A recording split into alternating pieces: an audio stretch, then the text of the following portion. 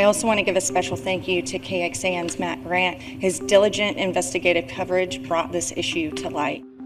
A local leader's promise kept after a deadly crash, and a KXAN investigation sparked major safety changes earlier this year. And today, the Austin City Council gave final approval to a new law requiring security barriers at all new hospital entrances and other critical sites. KXAN investigator Matt Grant learned it's already being praised for its potential to save lives.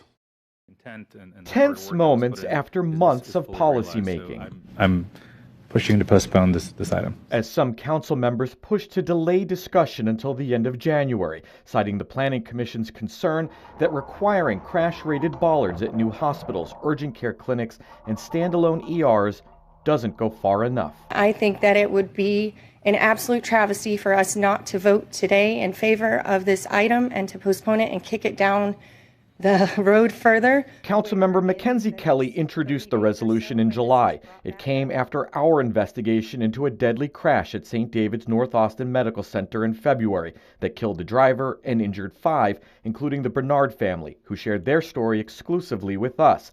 Their goal? That no one else would have to go through what we're going through. I want to thank the Bernard family for their courage to speak up and to talk about their experience. At the last council meeting before her term ends, Kelly urged the council to pass the measure and expand it later. Right now, today, we have the ability to affect a very serious change. That final plea helped pass the measure unanimously. I'm going to say it without objection. Item number 74 is adopted. So let's take a look at the new data that we just found. The change in law comes in response to our 10 months of reporting, collecting data from the Storefront Safety Council, a nonprofit that tracks vehicle crashes, along with TxDOT, police, and media reports. We built our own database, finding now more than 400 crashes at or into medical centers nationwide in the last decade. That number 400 does not surprise me. Attorney Sean Breen represents the Bernard family in their $1 million lawsuit against St. David's, accusing the hospital of gross negligence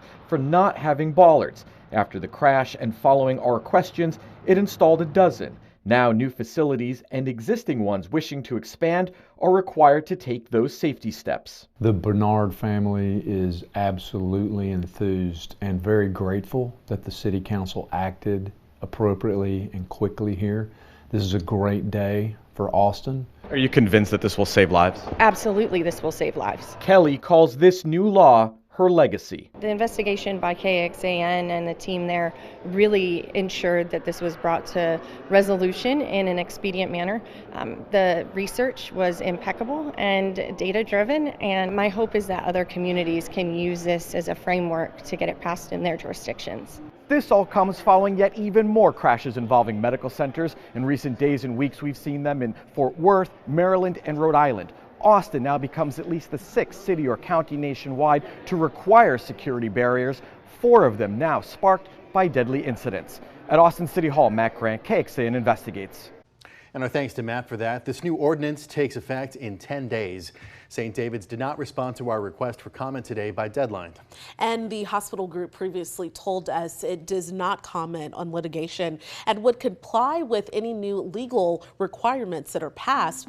You can catch up on our complete 10 months of coverage online at KXAN.com. Just look for the Preventing Disaster button on the investigative page. That's where you will find interactive maps of those 400 plus crashes we've tracked at hospitals over the past decade across Texas as well as the nation.